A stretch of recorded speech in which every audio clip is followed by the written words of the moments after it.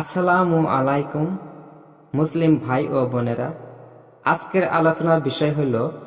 কি কি কার্য করলে কুবরা গুনাহ বা জঘন্য পাপ হয় সেই বিষয়। আল্লাহ তাআলার সাথে অন্য কোনো বস্তুর শরীক করা,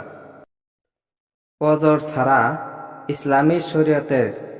কোনো ফরজ হুকুম পালন না করা, অজর ছাড়া ফরজ নামাজ ও ওয়াজিব নামাজ না পড়া, যে কোনো কারণেই আত্মহত্যা করা, মাতা পিতার অবাধ্য হওয়া এবং তাদেরকে মন্দ বলা, জেনা ব্যভিচার করা এবং তার প্রতি অন্যকে উৎসাহিত করা, কাউকেও অন্যায়ভাবে কতল করা,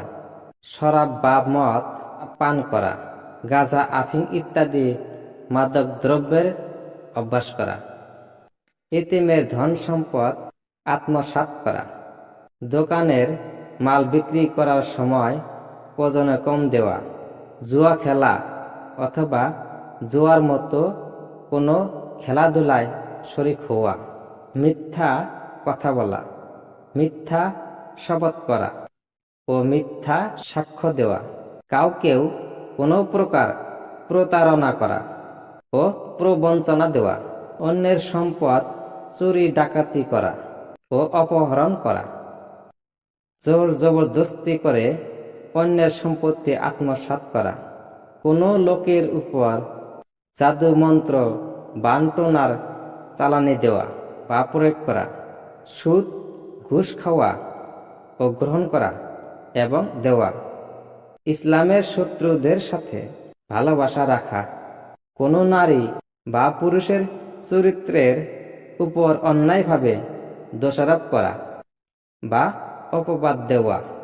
যে কোনোভাবে ভবিষ্যৎবাণী করা, আত্মীয়তার সম্পর্ক ছিন্ন করা, মৃত পশু পক্ষীর গোশত খাওয়া, কসম করে ভঙ্গ করা, ন্যায়সঙ্গত কারণ ব্যতীত এক মুসলমান অন্য মুসলমানের সাথে যুদ্ধ করা, ইসলামের জন্য জিহাদে যোগদান করে জিহাদের ময়দান হতে পলায়ন করা, রাসূলুল্লাহ সাল্লাল্লাহু আলাইহি সাল্লামের কোনো কাজের বিরুদ্ধে সমালোচনা করা, রাসূল কারীম সাল্লাল্লাহু আলাইহি সাল্লামের কোনো সাহাবীকে গালি দেওয়া, নিজের মন গড়া বাক্যকে রাসূল কারীম সাল্লাল্লাহু আলাইহি সাল্লামের হাদিস বলা, জেনে শুনে বুঝে সত্যকে গোপন করা, অহংকার বা আচার ব্যবহারে ঔদ্ধত্য জাহির করা,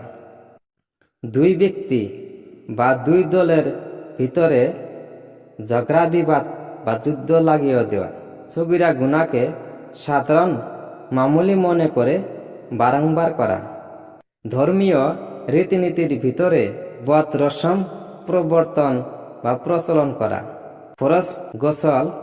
দরকার হলে তা না করা, কারো সাথে কোনো চুক্তিপত্র করে তা ভঙ্গ করা, মানুষদেরকে অসৎ পথের সন্ধান দেওয়া বা আহ্বান করা, কোনো মুসলমান ব্যক্তিকে অন্যায়ভাবে কাফির বলা, হায়েস অবস্থায় স্ত্রীর সাথে সঙ্গম করা, কোনো পশুর সাথে জেনা করা, পুরুষের সাথে পুরুষের এবং মেয়ে লোকের সাথে মেয়ে লোকের সঙ্গম করা, আল্লাহ তাআলার রহমত হতে নিরাশ হওয়া, বিধর্মীদের পূজা পার্বণ বা অনুষ্ঠানে যোগ দেওয়া, মানুষকে দেখাবার জন্য কোনো সৎ কাজ বা ইবাদত করা, সম্পত্তির অংশ হতে মহিলা হকদারকে বঞ্চিত করা, না জেনে না বুঝে কোনো বিষয়ে ফতোয়া দেওয়া ইত্যাদি আরো বহু প্রকারের কবিরা গুনাহ আছে, যা স্বল্প পরিসরে বর্ণনা করা সম্ভবপর হলো না।